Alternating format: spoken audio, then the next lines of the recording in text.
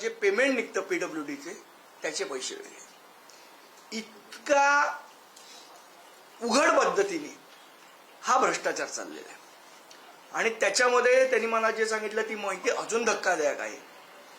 त्यांनी सांगितलं समजा 1 कोटीचा फंड आला तर त्याच्यामध्ये काय सगळ्यांची पैसे पूर्ण होत नाहीत, ठराविक लोकांची रक्कम. मग त्यामध्ये कंत्राटदारांची बोली लागली जाते.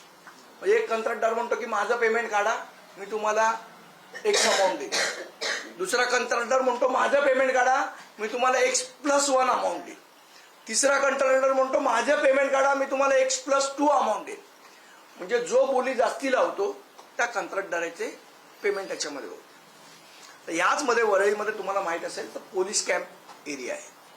या पोलीस कॅम्पमध्ये माझ्याकडे 10 कंत्राटदारांची लिस्ट आहे.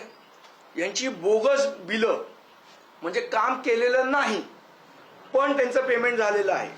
आता हे बोली सर्वात जास्ती कोण लावू शकतं?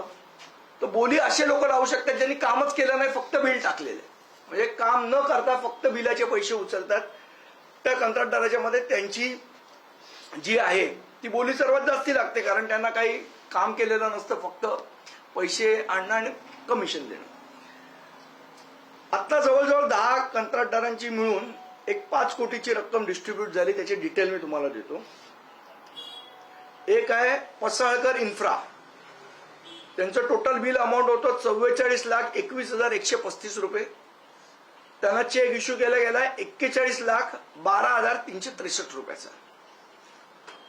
दुसरे कंत्राटदार आहेत आदर्श विजय निकम, यांची बिल अमाऊंट आहे 22,75,006 रुपये. त्यांना चेक इश्यू केला गेला 21,20,770 रुपयाचा.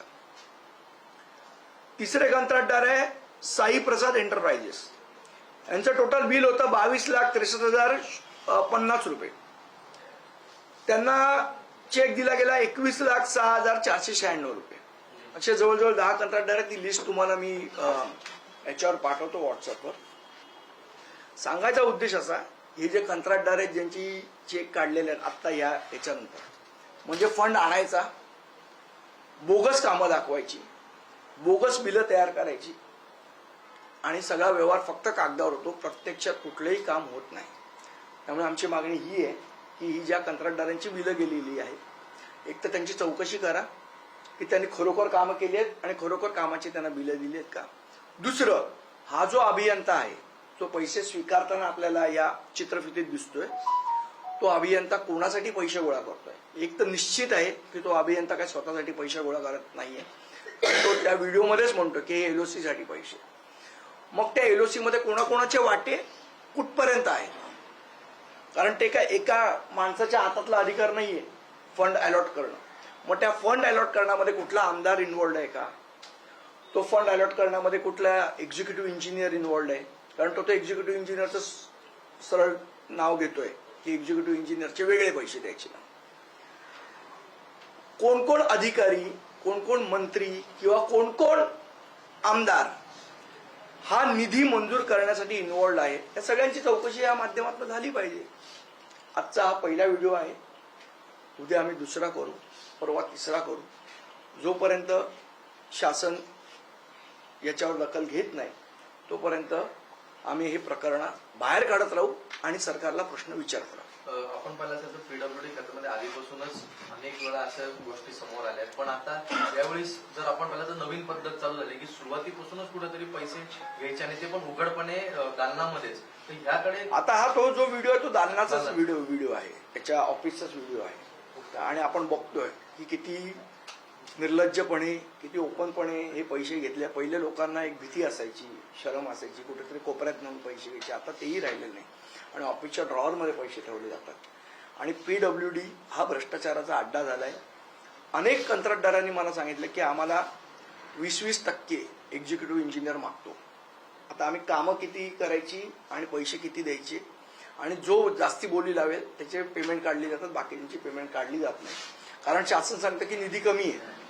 मग निधी जर कमी असेल तर तुम्ही ही कामं करून का घेताय लोकांकडे? आणि फक्त बऱ्याचशा योजना या कागदावर आहेत, प्रत्यक्षात काम होत नाही. मुख्यमंत्री तर म्हणतात की सरकार अडचणीत आहे.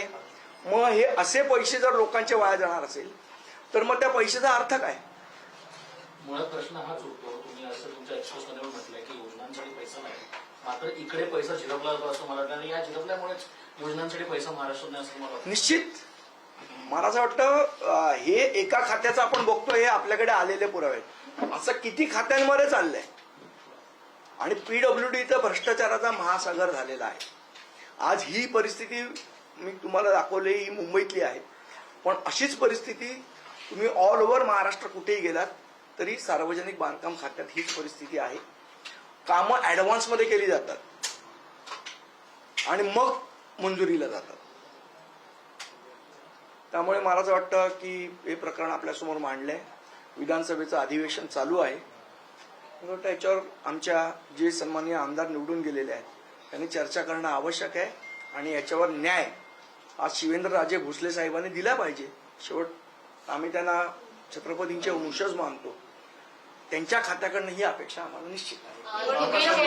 तुम्ही जो व्हिडिओ पोस्ट केलेला आहे या शाखा अभियंत्याचं नाव काय आणि सगळ्यात महत्वाचं की हे वरळीतलं प्रकरण आहे, त्याच्यामुळे आता विधिमंडळाचं अधिवेशन सुरू आहे, आदित्य ठाकरेंकडनं तुम्ही ही अपेक्षा व्यक्त करणार? निश्चित कुठले आमदार असो त्यांनी हा प्रकरण उचललं पाहिजे. हे वरळी आणि हाफकिन इन्स्टिट्यूटच्या इथली जी शाखा आहे सार्वजनिक बांधकाम तिथला हा व्हिडिओ आहे. त्याचं अभियंत्याचं नाव मला वाटतं विनोद धुमाळ आहे.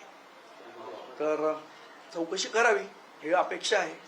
उद्या आम्ही एका डेप्युटी इंजिनियरचा पण व्हिडिओ आहे आमच्याकडे, तो उद्या आम्ही पोस्ट करू.